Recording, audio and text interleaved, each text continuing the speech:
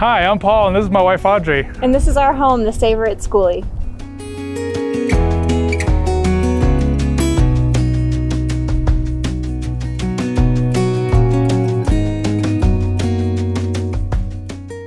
So this is the front of our bus. We ended up not doing a whole lot with it. It was one of those things that was like the end of the build and we were ready to get on the road. And so for us, this is a lot of storage, Paul's school stuff, yoga mats, shoes. We've got our mini split up here that is something we actually use a whole lot. When we built the bus, we thought we were just gonna use it for air conditioning in the summer, but because we're in such a cold climate, we use it every day. So it's worked out really well. This is our living space. We knew that we wanted to have a lot of seating for people to come over and hang out. And because we're in the bus a lot for school or because I work from home, we wanted to be comfortable here. And so we have a couch that pulls out into a bed. All of our electrical is underneath the couch. Both of our bench seating provides storage. So just miscellaneous things that we keep underneath there. And then our little dinette space, which we were given the sign to use in the bus, but since we don't have a lot of wall space, we ended up turning it into a tabletop. And that's worked out really well for us.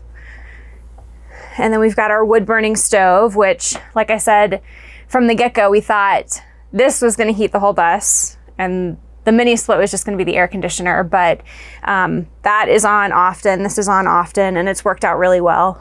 So this is our kitchen area. We do a lot of cooking and we wanted to have a lot of space to prep and kind of have all of our kitchen utensils. And so we built a lot of counter space and a lot of drawer space to kind of house all of our stuff, all of our gadgets, storage for pans and pots. Down here we have our propane Dometic stove and just sort of kitchen, junk drawer type storage here.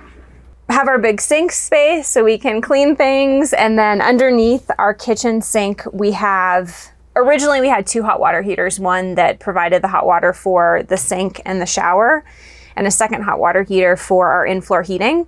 But with living in the cold, we experienced a few bouts of like frozen pipes. So we had to kind of rearrange our hot water situation, but that is all housed underneath the sink. We opted for an apartment size fridge. I think it's 10.7 cubic units. So one that could allow for a lot of food and space. And then this area is mostly our food storage. Some dishware is in here, pots and pans, cleaning supplies. So we just wanted to have a lot of room for all of that. Back here is kind of our laundry area, a little bit of storage space, kind of a working desk area. Our washer and dryer is an all-in-one unit that's ventless, and so it's worked great for us. I mean, we are plugged in right now. If we weren't plugged in, we wouldn't have the capacity to run it, but it has served its purpose here. We kind of built this space out originally thinking we might build it as a bunk space, but we ended up deciding to add these shelves in to create some space for, I guess, like your bathroom storage, because we don't have any like a medicine cabinet or anything like that in the bathroom.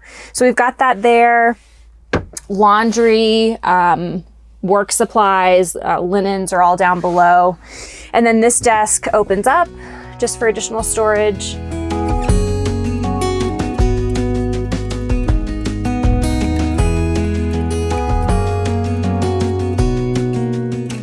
It all started back when I was in high school. I was working for my dad, and he had a bus that we gutted to transport equipment.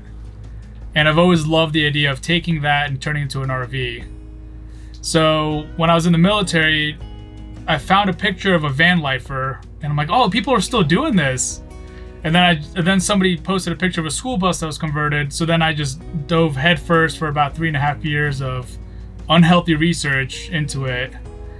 And then we went to a tiny house festival and met a bunch of awesome people and really kicked it off and made it be more of a reality. And then we called around at some local counties and went to a school bus motor pool, and the mechanic threw us the keys, said, give me the keys back when you're done. We drove it around the parking lot and just really crawled in and under it, and here we are.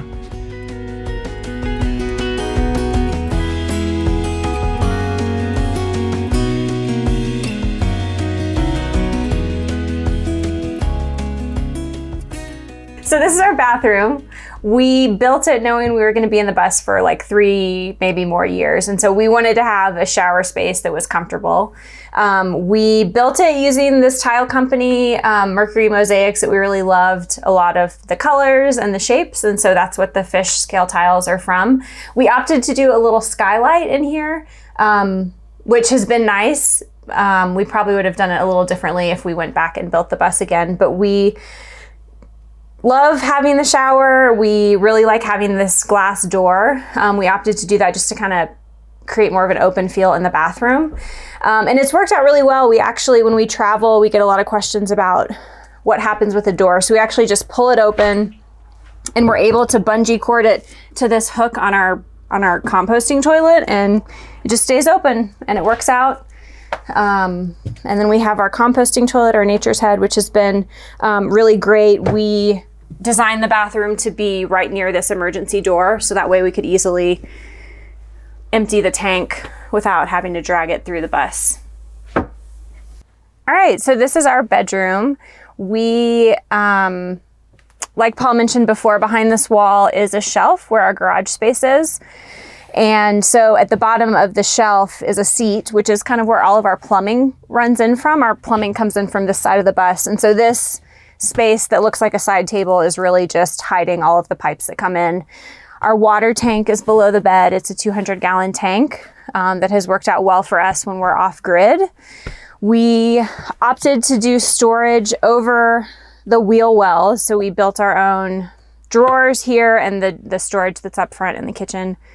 We have our hanging closet and then just storage below that. We basically wanted to try and utilize as much of the space as we could.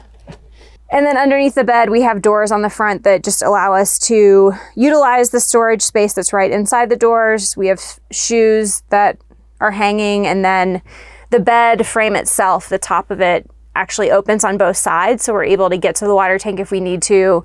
On the left side underneath the bed, we have our water filters, so it gives us access to those. And I think that's about it. This door on the back wall, we're able to use to access the garage space from the inside if we need to. This area of the bus, we actually, you can imagine, is the coldest part because it's the furthest away from the heater. And so we've done a lot to try and insulate the bus. Like outside of the build, our build has spray foam everywhere, so it's insulated well, but it's just cold. And because we've opted to leave so many windows in the bus, we use a lot of Reflectix normally to keep heat in, and we also use a little space heater as well back here.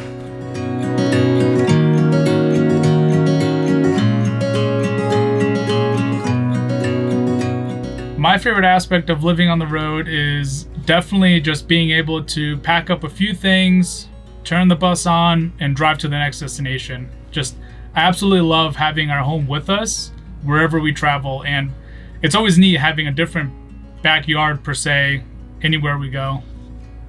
Yeah, I would say similar to that, just the flexibility of being able to pick up and go, and there's not all these logistics necessarily because we have everything with us.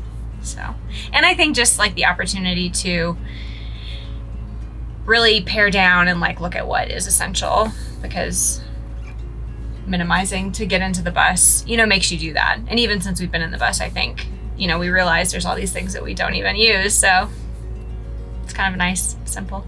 The way we make money on the road is I have a few jobs that are somewhat mobile. I do some remote administrative work. I also teach yoga locally. We're currently parked and will be parked for a few years. So I teach yoga. I also do some work for a company called Beauty Counter. And then Paul, being a student, he is using his GI Bill, so get a stipend from that.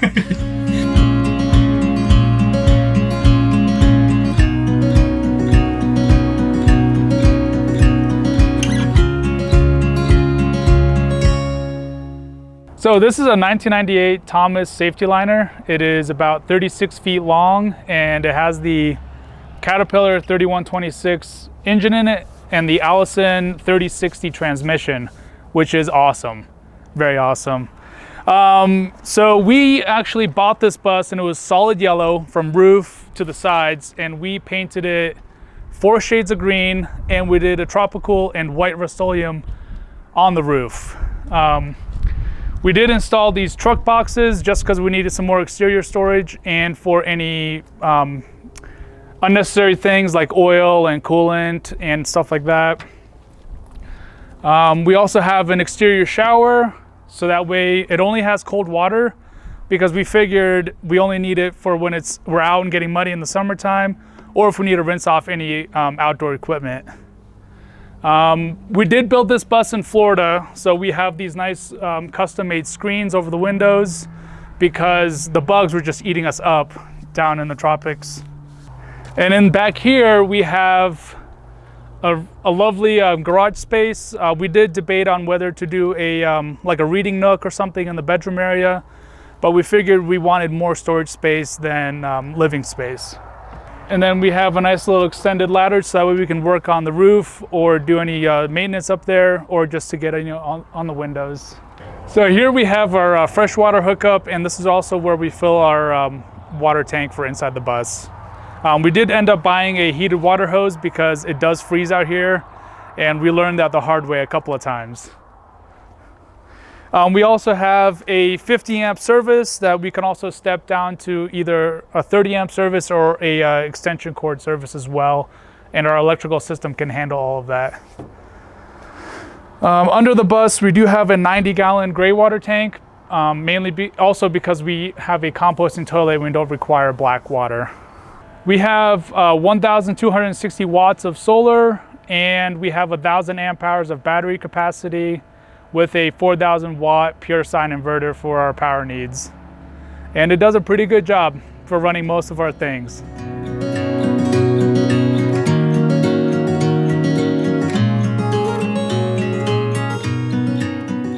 I would tell someone considering this tiny lifestyle, but especially if you're considering building a rig on your own, that it's going to be harder, more expensive, and I don't know, just more challenging than what you probably expect. Not that it's not worth it, but I know personally it's like one of the hardest things I've ever done. Like doing all this. It's doable. We did doable. it. We had no trade background, and we built this house for how we wanted it. Mm-hmm. And I am so glad and grateful that we did it. I would not take this time back, and I think it was a great investment in our 2 years that it took us. Is a great investment in our time and energy, and now we get to reap the rewards for what we put into it. I would say, if somebody would ask me that, I would definitely say meet the community. Reach out to the community. They're there. Awesome help, awesome knowledge, and no task is too small or too big, really. No task is too big. You can do any of it if you just do a little bit of research, reach out to the people that know their job, know their trade, and yeah, it's awesome. You can definitely do all this.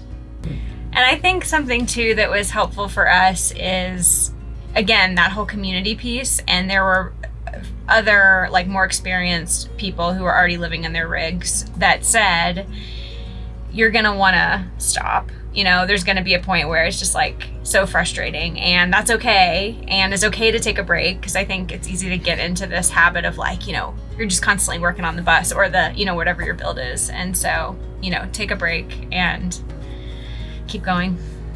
If you want to find out more about our build online, you can find our blog at savoritskoolie.com. So savoritskoolie.com. And then we do have a YouTube channel, Savor It Skoolie, with a handful of bus build videos. And then we're on Instagram at theskooledyogi.com. Thanks for stopping by.